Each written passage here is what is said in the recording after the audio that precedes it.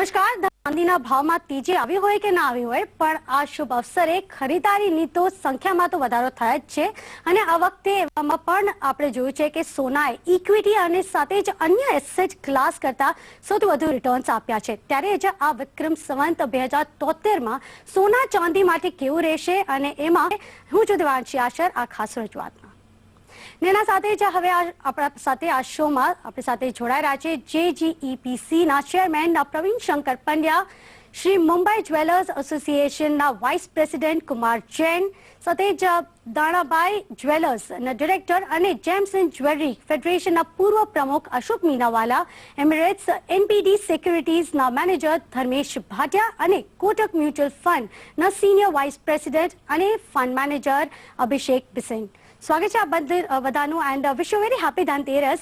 સૌપ્રથમ તો અત્યારે આપણે વાત કરીએ જો એક ટ્રેન્ડની, કેમ કે ઘણા ટાઈમથી આપણે જોઈ રહ્યા હતા કે સોના અને ચાંદી બંનેમાં આપણને થોડુંક એક સ્લો ડાઉન જરૂર આવતો જોવા મળી રહ્યો હતો. ઇનફેક્ટ અગર જ્વેલર્સની વાત કરીએ આપણને થોડુંક એક સ્લો ડાઉન જરૂર આવી ગયો હતો.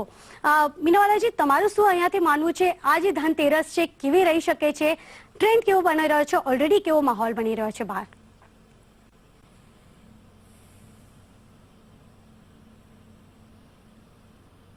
મહિનાથી બિઝનેસ તો સ્લો ડાઉન આવેલું હતું, એ વાત સાચી છે.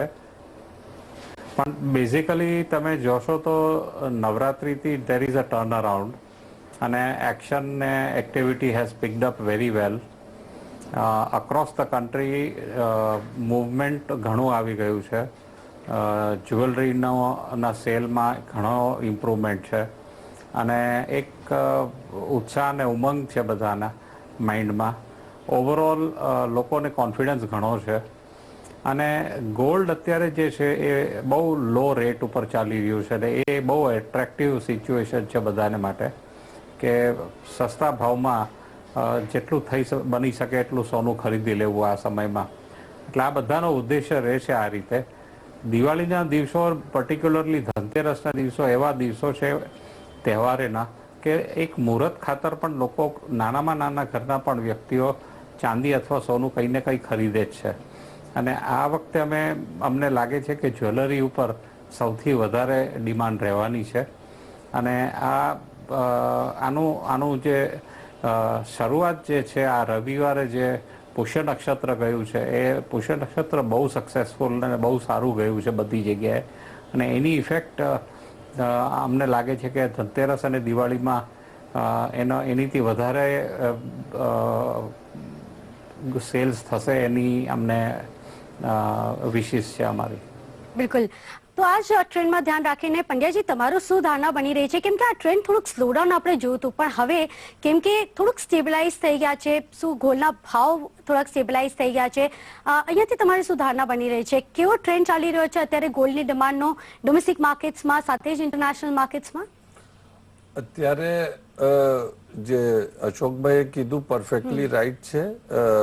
The whole market is looking up. અત્યારે જે અમે જોઈ રહ્યા છીએ ટ્રેન્ડ ઇમ્પોર્ટનું ને એક્સપોર્ટનું, અત્યારે અપ ટુ સપ્ટેમ્બર જે ઇમ્પોર્ટ છે ઇન્ટાયર જેમ એન્ડ જ્વેલરી બાસ્કેટનું, it has gone up by 30%. It has cross $15 billion, જે કે લાસ્ટ યર 11.5 બિલિયન હતું. ને અલોન ઇન સપ્ટેમ્બર 40%થી વધારે ઇમ્પોર્ટ થયું છે. તો આ એના લીધે એમ છે કે આખી ઇન્ડસ્ટ્રીને જે કે છેલ્લા 5-6 મહિનાથી was mired in lot of difficulties, એક સડનલી આ એક સ્પર્ટ આવ્યો છે જેનાથી આખું બિઝનેસ નો મોડલ જે છે તે ગ્રોથના ઉપર છે. એક્સપોર્ટમાં બી બહુ સારી ગ્રોથ છે. એક્સપોર્ટમાં બી અત્યારે લગભગ 27%ની ગ્રોથ છે ઓલ સેક્ટર્સ ઓફ જેમ એન્ડ જ્વેલરી. ઓકે, તો અહીંયાથી સૌથી વધુ એક્સપોર્ટ્સ અને સાથે જ ઇમ્પોર્ટ્સની અગર વાત કરીએ તો ગોલ્ડ વધારે ચાલી રહ્યો છે, ડાયમંડ્સમાં વધારે અહીંયાથી ટ્રેન્ડ બનતો દેખાઈ રહ્યો છે કે પછી ચાંદીનો અત્યારે ટ્રેન્ડ આવી ગયો છે? આનો જવાબ એ છે કે અત્યારે મેં ત્રણેય સેક્ટરમાં ગ્રોથ છે. ઇવન ડાયમંડના, લૂઝ ડાયમંડના એક્સપોર્ટમાં બી અત્યારે 13%નો ગ્રોથ છે.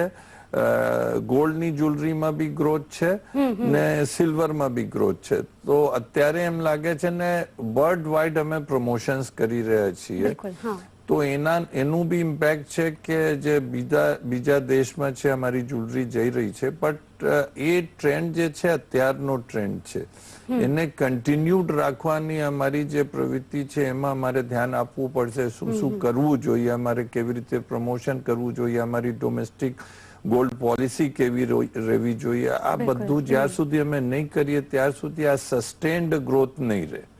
બિલકુલ.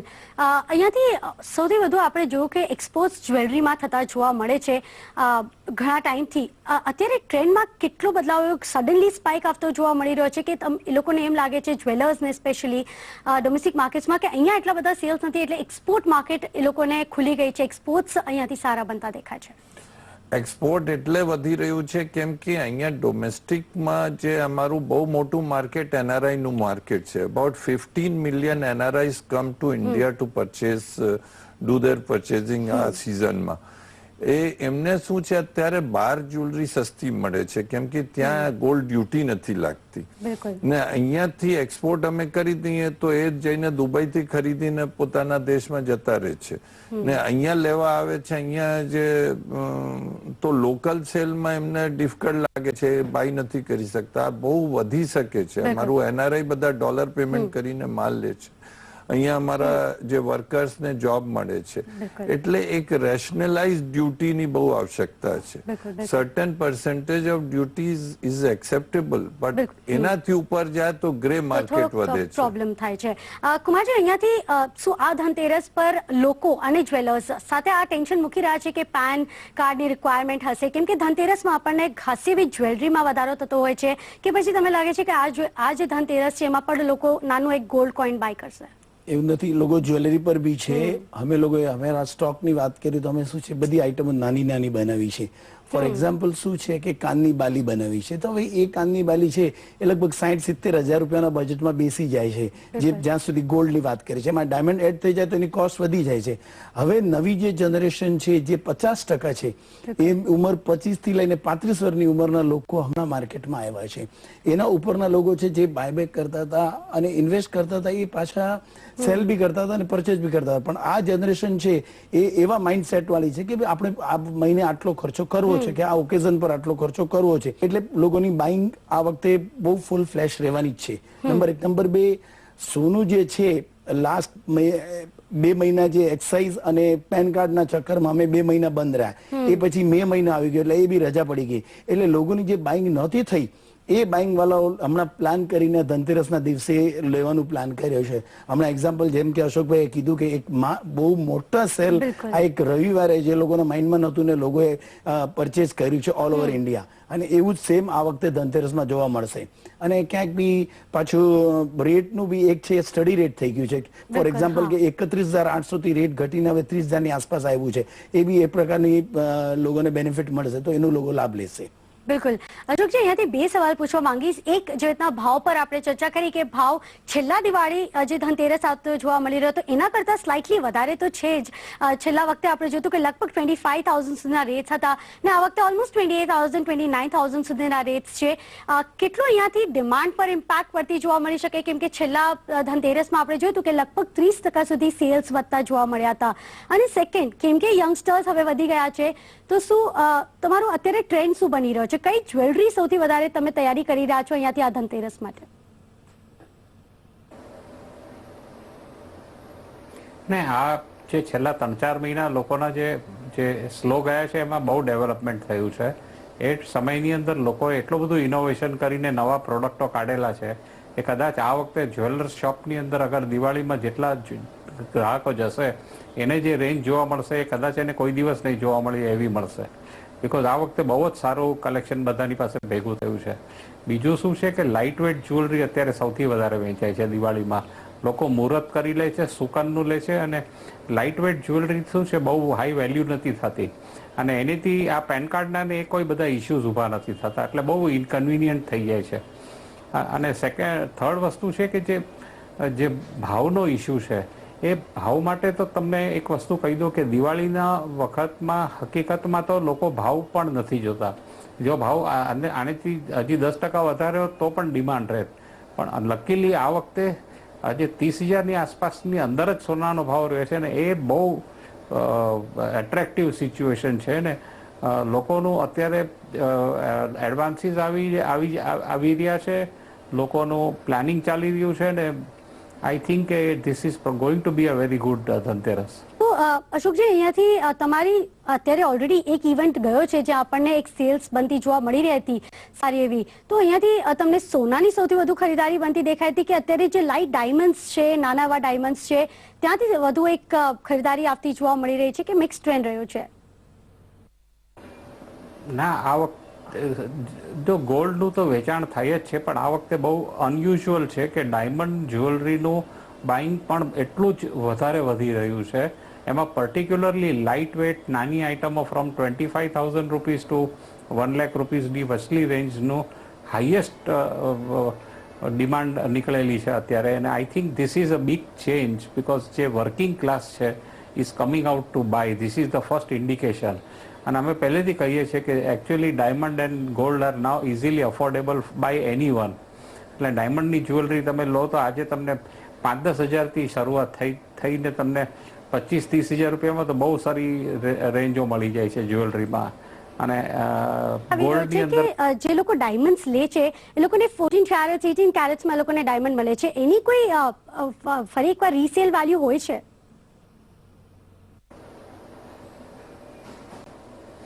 દરેક ડાયમંડ જ્વેલરીની રીસેલ વેલ્યુ હોય છે. Diamond is one of the strongest very good investment. જે લોકોએ 10 વર્ષ 5 વર્ષ ને 15 વર્ષ પહેલા જે વસ્તુઓ લીધેલી છે આજે એ લોકોની 3 ગણી 4 ગણી કિંમતો થઈ ગઈ છે. અને માર્કેટ બહુ સ્ટેડી ને સ્ટ્રોંગ છે અત્યારે પણ. અને ડાયમંડમાં પણ અત્યારે રેટ્સ બહુ અટ્રેક્ટિવ છે. Very very right time to buy diamonds. Dharmeshji, કેમ કે તમે એક સોનાના હબમાં જ બેઠા છો દુબઈમાં, તમને શું ટ્રેન્ડ દેખાઈ રહ્યો છે? ને પર્ટિક્યુલરલી કેમ કે ઇન્વેસ્ટમેન્ટ પર્પઝથી હું જાણવા માંગીશ કે અત્યારે ખાસા એવા ક્રાઇસિસ હતા પહેલા, થોડા ટાઈમ પહેલા, અને ત્યારે ખાસા એવા સોનાના ભાવ વધતા જોવા મળી રહ્યા હતા. તો પર્ટિક્યુલરલી આ ધનતેરસ પર ઇન્વેસ્ટમેન્ટ પર્સ્પેક્ટિવથી તમે સોના પર શું સલાહ આપી રહ્યા છો? તમે એક્સપેક્ટ કરો છો કે અહીંયાથી સોનાના ભાવમાં ફરી એકવાર વધારો આવવાની કોઈ પણ શક્યતા બની રહી છે? પહેલે તો બધા નિવેશકોને હેપી ધનતેરસ ને હેપી દિવાળી. મારા હિસાબથી તમે જોશો તો સોનામાં જે ટ્રેન્ડ આવી છે આ વર્ષમાં બહુ સારામાં સારી ટ્રેન્ડ જોવા મળી છે. કમ્પેર ટુ લાસ્ટ જે 5 વર્ષમાં જે ડાઉનફોલ જોવા મળ્યું હતું, ઓલમોસ્ટ $1,800 માર્કેટ એક તરફો ડાઉનસાઇડ હતું. કરંટ લેવલથી તમે જોશો તો માર્કેટમાં એક બેઝ બનાવ્યું છે. માર્કેટ $1,200 નીચે જતું નથી ને માર્કેટ બહુ સ્ટ્રોંગ સપોર્ટ આપ્યું છે. હમણાં જે મેઇન જે વોલેટિલિટી તમે જોવા મળશે એ ડિસેમ્બરમાં મળશે, કેમ કે નવેમ્બર ડિસેમ્બરમાં યુએસ ઇલેક્શન છે ને ઇન્ટરેસ્ટ રેટ ચેન્જ છે. એ બે મેઇન કારણો છે જ્યાં માર્કેટમાં વધારેથી વધારે વોલેટિલિટી સોનામાં જોવા મળશે. બટ હમણાં કરંટ સિનેમામાં ધનતેરસ સુધી તો મને લાગે છે કે માર્કેટ ફોર્મલ રહેશે. ડિમાન્ડ સારું છે. કમ્પેરેટિવ સ્પેશિયલી મિડલ ઇસ્ટની વાત કરું છું તો ડેફિનેટલી અહીંયા જે ટુરિઝમ છે એ સૌથી વધારે કન્ઝમ્પશન કરે છે કમ્પેર ટુ અધર એસેટ ક્લાસથી. બટ તમે એમાં એક કેચ છે કે અહીંયા જે પર્સન્ટેજ છે જે વેલ્યુ એડેડ ટેક્સ છે એમાં કાંઈ પણ નથી. એટલે એના રીતે જે નિવેશકો છે ટુરિસ્ટ ઇન્ડસ્ટ્રી છે એ સૌથી વધારે કન્ઝમ્પશન દુબઈમાં હોલ્ડ કરે છે. બટ કરંટ સિનારીઓમાં તમે જોશો કે તમારે ઇન્ડિયન જે કન્ઝમ્પશન છે એ કમ્પેર ટુ જો લાસ્ટ યરનું કન્ઝમ્પશન છે એમાં 50% નું ડાઉનફોલ આવ્યું છે. હવે તમે જોશો જૂન ટુ જાન જે કમ્પેર ટુ લાસ્ટ યર હતું એ વખતે 480 ટન જ બાય થયું છે. હા, ગ્રે માર્કેટથી ડેફિનેટલી આવ્યું હશે માલ, બટ એ હું એકચ્યુઅલ ગવર્મેન્ટ ફિગરથી વાત કરું છું તો ખાલી 480 ટન આવ્યું છે. એનો મતલબ છે કે કન્ઝમ્પશન બહુ ઓછું થયું છે. બટ આજે જે second half of the year છે એમાં થોડો વધારો થયો છે, ફોર્મનેસ આવી છે ને પ્રાઇસ બનાવવા પ્રાઇસમાં પણ થોડી સ્ટેબિલિટી જોવા મળી છે. તો હું એક્સપેક્ટ કરું છું કે માર્કેટ ક્યાં ને ક્યાં આ લેવલ પર ટક્યો રહેશે. ડોમેસ્ટિક માર્કેટમાં સ્પેશિયલી હું MCX ને સ્પોટ ગોલ્ડની વાત કરું છું તો રૂપિયાના ચલતે રૂપિયો બહુ જ ફોર્મ છે ને મને લાગે છે કે આ ફોર્મનેસ હજી રહેશે. હા, અગર ઇન્ટરેસ્ટ રેટ ચેન્જ થયું યુએસમાં તો ડેફિનેટલી તમે જોઈ શકશો કે માર્કેટમાં વોલેટિલિટી આવશે ને સોનામાં થોડી સી મંદી આવી શકશે. બટ આ કરંટ સિનારીઓમાં તો હું નિવેશકોને રેકમેન્ડ કરું છું કે તમે એક નાના પાયે તમે સોનામાં નિવેશ કરી શકો છો. બિલકુલ. અભિષેકજી, તમારો શું વ્યૂ બની રહ્યો છે આ ધનતેરસ પર? તમે તમારા ક્લાયન્ટ્સને શું સલાહ આપી રહ્યા છો કે અત્યારે કેવી રીતે ટ્રેન્ડ ચાલી રહ્યો છે સોનાના ભાવનો? સૌથી પહેલા કોટક મ્યુચ્યુઅલ ફંડ તરફથી બધાને ધનતેરસ અને દિવાળીની હાર્દિક શુભેચ્છા. Secondly I completely agree, gold का जो व्यू है, जो प्राइसेस हैं, it is quite dependent on what is going to happen. जो यूएस के जो इंटरेस्ट रेट्स हैं उस पर डिपेंड करता है और इकोनॉमी पे डिपेंड करता है। सो गोल्ड का इन्वेस्टमेंट और ज्वेलरी परचेज दोनों को एक साथ ना देखें। ज्वेलरी जो परचेज है मार्केट में काफ़ी अभी बीट है, काफ़ी उत्साह है दिवाली की वजह से। सो दिवाली और धनतेरस पे आपको जो गोल्ड इन्वेस्टमेंट करनी है वो ज्वेलरी की तरफ से ना देखें, ज्वेलरी को कंजम्पशन की तरफ से देखें, और जो ज्वेलरी आपको खरीदनी है बिल्कुल खरीद सकते हैं। एंड जो इन्वेस्टमेंट है उसके लिए हमारा ये व्यू है कि जो गोल्ड बॉन्ड्स हैं जो आरबीआई के, वो काफ़ी अच्छा व्हीकल है गोल्ड में इन्वेस्ट करने के लिए। बिकॉज अगर आप देखें तो उसमें आपको गोल्ड तो आपका गोल्ड रहेगा, साथ में आपको ब्याज भी मिलता है। But as a asset class आपको गोल्ड को अभी सबसे कम लेवल पे रखना चाहिए इन दी ओवरऑल पोर्टफोलियो। जो आपका जो पोर्टफोलियो है उसमें गोल्ड का शेयर जो है 5 to 10% के आसपास रख सकते हैं।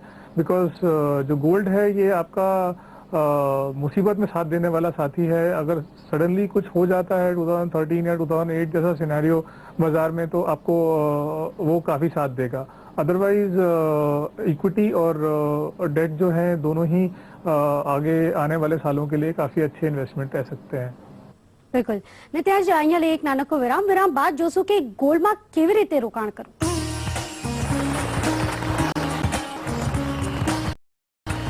નમસ્કાર, વિરામ બાદ ફરી એકવાર આપનું સ્વાગત છે। હવે નજર કરીએ કે ગોલ્ડમાં અત્યારે રોકાણ તો કરવાનું જ છે આ ધનતેરસ પર, પણ કેવી રીતના રોકાણ કરી શકો છો તેના બહુ બધા ઓપ્શન્સ બની રહ્યા છે। જેવી રીતના આપણે જોયું કે અભિષેકજીએ જણાવ્યું કે હવે આરબીઆઈ ગોલ્ડ બોન્ડ્સ નીકાળ્યા છે, આ એક ખાસી પોઝિટિવ બનતી જોવા મળી રહી છે। એના સિવાય ઈટીએફમાં પણ તમે રોકાણ કરી શકો છો અને સાથે જ ફિઝિકલ ગોલ્ડ તો અહીંયાથી ખરીદારી થતી જ જોવા મળી રહી છે। પણ ધર્મેશજી, અહીંયાથી હું તમને એ સવાલ પૂછીશ કે અત્યાર સુધી આપણે જોયું છે અને અભિષેકજીએ પણ જણાવ્યું કે પોર્ટફોલિયોમાં ગોલ્ડ હોવું જરૂરી છે 5 to 10%, પણ અત્યાર સુધી બહુ જ ફ્યોર ડિમાન્ડ હતી ગોલ્ડની, જેવી રીતના આપણે ઇન્વેસ્ટ કરીએ છીએ, પણ હવે શું લવ ડિમાન્ડ પણ આગળ વધતી દેખાય છે? જો સોનામાં જોઈએ તો મને લાગે છે કે ડોમેસ્ટિક માર્કેટ સ્પેશિયલી ઇન્ડિયન માર્કેટમાં થોડી ફ્લેટ મૂવ રહેશે। માર્કેટમાં લાગતું નથી કે બહુ મોટી તેજી આવશે, કેમ કે રૂપિયો કાફી સ્ટ્રોંગ થયો છે। અગર રૂપિયામાં કમજોરી આવી તો જ તમારે ડોમેસ્ટિક માર્કેટમાં તમારે એક સારી તેજી જોવા મળી હતી। આખા વર્ષમાં તમે જોશો સોનામાં બહુ મોટી તેજી આવી તો ઓલમોસ્ટ 20-30% મોમેન્ટમ માર્કેટમાં જોવા મળી છે પ્રાઇસમાં, ને પ્રાઇસ બહુ સ્ટેબલ થઈ ગયું છે। 1250 ને 1300 ના લેવલને ઇર્દ ગિર્દ માર્કેટ સસ્ટેન થાય છે। ડોમેસ્ટિક માર્કેટમાં મને લાગે છે કે આ વર્ષથી લઈને નેક્સ્ટ વર્ષના ફર્સ્ટ ક્વાર્ટર સુધી માર્કેટ ક્યાંય ના ક્યાંય 30,000-30,500 લેવલ્સમાં ટક્યો રહેશે, અને આંતરરાષ્ટ્રીય માર્કેટમાં મને લાગે છે કે માર્કેટ 1250 થી 1300 ના રેન્જમાં ફરતો રહેશે। ઓકે, તો અહીંયાથી થોડુંક એક રેન્જ બાઉન્ડ મુવમેન્ટ આપણને સોના પર આવનાર થોડા દિવસોમાં જોવા મળી શકે છે। યુએસ ઇલેક્શન્સ માથા પર છે। અભિષેકજી, મારો સવાલ એમ છે કે આપણે જોયું છે કે પહેલા આટલા વર્ષથી આપણે જોયું કે જે ઓન એન એવરેજ સોનાએ રિટર્ન્સ આપતા દેખાણા હતા એ ફિક્સ ડિપોઝિટ કરતા લગભગ 2 થી 3% સુધી વધુ હતા, ને એટલે જ લોકોનો એક પ્રેમ હતો સોના માટે, ખરીદારી કરવા માટે, ને ફ્યોર ડિમાન્ડ તો છે જ કે હેજ કરવા માટે આગળ જતા। પણ અત્યારે આપણે જોઈ રહ્યા છે કે ભારતીય બજારમાં ઇન્ફ્લેશન થોડુંક ઓછું થતો દેખાય છે, રૂપી હવે એટલો ડિપ્રિશિએટ નથી થઈ રહ્યો, તો એવામાં તમે એક્સપેક્ટ કરો છો કે આવનાર દિવસોમાં આપણને ગોલ્ડમાં એ જ રિટર્ન્સ મળતા દેખાય કે પછી હેજ કરવા માટે હવે બીજા પણ ઓપ્શન્સ છે? जी, वही मैं कह रहा हूँ कि काफ़ी ऑप्शंस हैं। गोल्ड रिटर्न्स अगर कुछ गड़बड़ हो गई तो ही गोल्ड के रिटर्न्स जो हैं वो काफ़ी ऊपर जाएंगे, बट अदरवाइज आप देखें तो एफडी रिटर्न्स या fix income mutual fund returns या इक्विटी रिटर्न्स, ये तीनों ही रिटर्न्स गोल्ड से हमारे व्यू के हिसाब से बेटर रहेंगे। बट थोड़ा इन्वेस्टमेंट गोल्ड में आप देख सकते हैं। अभिषेक जी, यहाँ से हमने देखा कि ईटीएफ पे लोग बहुत बाइंग करते हैं, पर क्या अभी भारतीय बाजार में वो ट्रेंड आया है जितना हमें इंटरनेशनल मार्केट्स में दिख रहा है, या अभी भी इसको लेके ईटीएफ को लेके लोग इतना ज्यादा कॉन्फिडेंट नहीं है और लोग ज्यादा से ज्यादा फ्यूचर्स में ही इन्वेस्ट करते हैं? हाँ जी, ईटीएफ्स थोड़े समय पहले अगर आप देखें तो ईटीएफ्स काफ़ी ईज ऑफ इन्वेस्टमेंट्स की वजह से काफ़ी फ्लेवर में आया था, और काफ़ी बिकॉज प्राइसेस भी ऊपर जा रहे थे, काफ़ी तेज़ी थी गोल्ड में, रिटर्न्स अच्छे बन रहे थे, बिकॉज करेंसी भी हमारी वीक हो रही थी, तो उस वजह से काफ़ी इंटरेस्ट था लोगों का। बट अगर आप पिछले साल 2-3 साल में देखें तो गोल्ड का जो प्राइस है वो 28 से 30 हजार पर 10 ग्राम्स के बीच में ही घूम रहा है। और उसी की वजह से ईटीएफ्स में भी लोगों का रुझान थोड़ा कम है। एंड उसके बाद जो गवर्नमेंट ने जो आरबीआई गोल्ड बॉन्ड्स लेके आए हैं उसकी वजह से थोड़ा लोग स्टार्ट कर दिए अभी मूव करना। और अगर आप देखें तो करीब 3 से 4 हजार करोड़ रुपए ऑलरेडी आरबीआई ने मोबिलाइज किया है गवर्नमेंट गोल्ड बॉन्ड्स की स्कीम में। तो आपके उसी की क्या वजह अच्छा से है, थोड़ा फिजिकल ट्रेंड बाइंग लोगों को करनी चाहिए या फिर ईटीएफ में यहाँ पे इन्वेस्ट करके उनको ज्यादा रिटर्न्स मिल सकता है? प्योरली एक रिटर्न पर्सपेक्टिव से इस दिवाली से लेके अगले दिवाली तक अगर उनको रिटर्न चाहिए तो उनको कौन से ऐसे इंस्ट्रूमेंट में यहाँ से इन्वेस्ट करना चाहिए? आपको लगता है फिजिकल गोल्ड ले लेना चाहिए?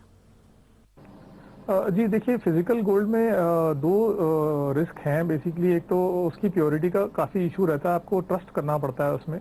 दूसरा, उसका जो कॉस्ट ऑफ इन्वेस्टमेंट है वो काफ़ी ऊपर रहता है। तो आपको वो दोनों फैक्टर भी देखने पड़ेंगे जब गोल्ड में आप इन्वेस्ट करने जाते हैं। तो उसके कंपैरिजन में अगर आप ये बॉन्ड्स अगर ईटीएफ देखेंगे तो ये काफ़ी चीप पड़ते हैं और काफ़ी एफिशिएंट प्रोडक्ट्स हैं।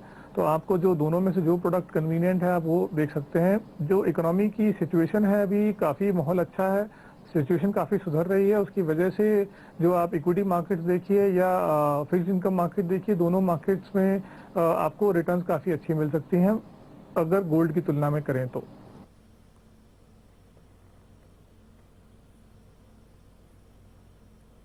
कितने % रिटर्न्स की आप उम्मीद कर रहे हैं अगले साल तक?